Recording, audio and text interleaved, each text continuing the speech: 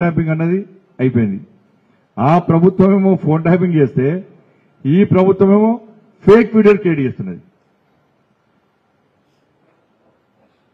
Morphing చేసి fake వీడియోలు తయారు చేసి ఆనందాన్ని అన్నట్టు చిత్రీకరించి ఫేక్ గా లెక్కలు వేస్తుంది ప్రభుత్వం. ఒక హోమ్ మినిస్టర్ గారి యొక్క వీడియోనే మార్ఫింగ్ చేసి ఎడిట్ చేసి అనని విషయాన్ని అన్నట్టు చిత్రీకరించి ఇవాళ సమాజంలో కూడా తప్పుడు సమాచారాన్ని ఇచ్చే ప్రయత్నం కాంగ్రెస్ పార్టీ చేయడం, దీనివల్ల కాంగ్రెస్ పార్టీకి భారతీయ జనతా పార్టీ అంటే ఎంత భయం ఉందో అర్థమవుతుంది. వాళ్ళు ముఖ్యమంత్రి గారి దగ్గర నుంచి కింది స్థాయి వరకు కూడా తెలంగాణ రాష్ట్రంలో గతంలో బీఆర్ఎస్ పార్టీ భయపడ్డది బీజేపీని చూసి. బీఆర్ఎస్ పార్టీ బీజేపీని ఇబ్బంది పెట్టే ప్రయత్నం చేసింది, కార్యకర్తలు ఇబ్బంది పెట్టే ప్రయత్నం చేసింది. ఇప్పుడున్న కాంగ్రెస్ పార్టీ ప్రభుత్వం దానికి రెండింతలు భయపడుతుంది బీజేపీ అంటే.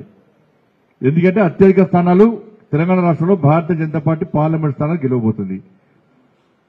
అన్ని వర్గాల ప్రజలు ఇవాళ నరేంద్ర మోడీ గారిని ప్రధానమంత్రి చేయాలని చెప్పి కోరుతా ఉన్నారు. కేంద్రంలో నరేంద్ర మోడీ గారి ప్రభుత్వం ఏర్పడబోతుంది కాబట్టి తెలంగాణ రాష్ట్రం ఇంకా అభివృద్ధి చెందాలంటే, ఇంకా నిధులు రావాలంటే ఇవాళ భారతీయ జనతా పార్టీ ప్రభుత్వం దేశంలో ఏర్పడబోతుంది కాబట్టి ఆ పార్టీకి సంబంధించిన ఎక్కువ మంది ఎంపీలకు గెలిపించాలని చెప్పి ప్రజలందరూ ఆలోచిస్తున్నారు. కాబట్టి కాంగ్రెస్ పార్టీ ఇచ్చినటువంటి హామీలు నెరవేర్చకుండా ఇచ్చిన 6 గ్యారెంటీలను 100 రోజుల పాటు అమలు చేస్తానని అమలు చేయకపోవడం వలన తెలంగాణ ప్రజలను మోసం చేసింది కనుక, కర్ణాటకలో ఏ విధంగా మోసం చేసిందో తెలంగాణ రాష్ట్రంలో అదేవిధంగా మోసం చేసింది కనుక ఈ పార్టీ దానికి గుణపాఠం చెప్పాలి. గతంలో ఏ విధంగా బీఆర్ఎస్ పార్టీ గుణపాఠం చెప్పినాం, ఈ కాంగ్రెస్ పార్టీ కూడా గుణపాఠం చెప్పాలని చెప్పి ప్రజలు ఆలోచించి బీజేపీకి ఓటు వేసి ఎక్కువ స్థాయిలో మెజార్టీ స్థానాలను ఎంపీలకు గెలిపించాలని చెప్పి అన్ని సర్వే రిపోర్టులు వస్తున్న సందర్భంలో రిజర్వేషన్లను బీజేపీ ఆపేస్తుందని చెప్పి ఇవాళ వార్తలు ఒక వీడియో మార్పింగ్ చేసి ఇవాళ ప్రచారం చేసే ప్రయత్నం చేయడం ఇంతకంటే సిగ్గుమాల చర్య ఇంకోటి కాదు. ఏ పార్టీ అయినా ఏ ప్రభుత్వమైనా పేద ప్రజల యొక్క బతుకులతో ఆడుకోవద్దు.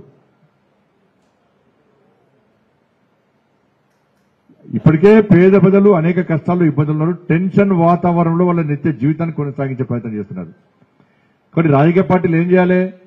గత ప్రభుత్వం రిజర్వేషన్ విధానం ఈ విధంగా చేసింది, ఇంకా మేము బ్రహ్మాండంగా అమలు చేస్తామని చెప్పి చెప్పుకునే ప్రయత్నం చేయాలి తప్ప, ప్రచారం చేసుకునే ప్రయత్నం చేయాలి తప్ప రిజర్వేషన్లే ఎత్తేస్తారట అని చెప్పి తప్పుడు ప్రచారం చేసే స్థాయికి దిగజారడం ఇది మంచి పాలిటిక్స్ కాదు.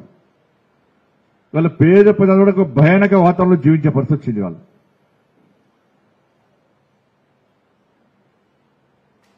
రిజర్వేషన్లను పక్కా అమలు చేసే party Bharatiya Janata party.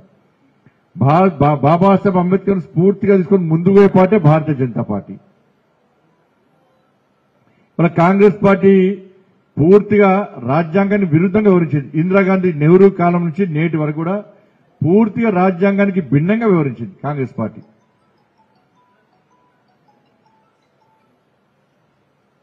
Congress party ప్రభుత్వం 54 సంవత్సరాల కాంగ్రెస్ పార్టీ పాలనలో ఏ ప్రధానమంత్రి కూడా బాబాసాహెబ్ అంబేద్కర్ గారి గొప్పతనాన్ని చెప్పిన దాఖలాలు లేవు.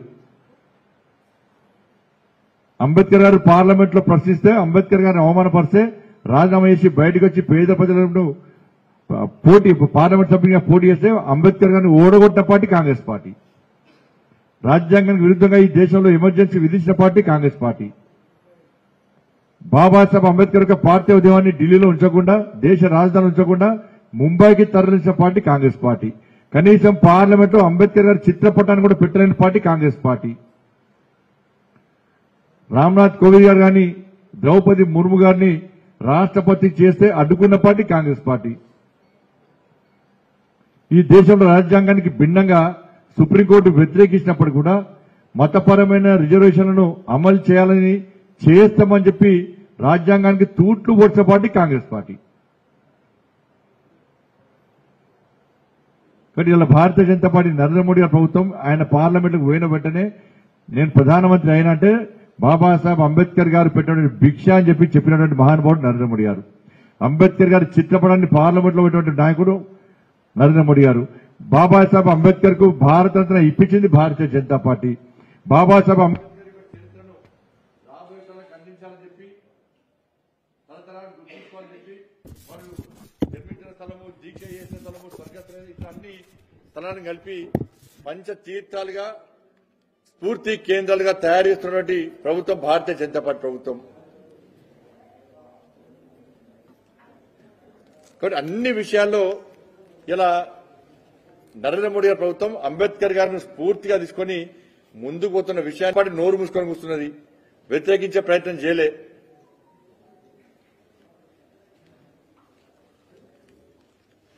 కాబట్టి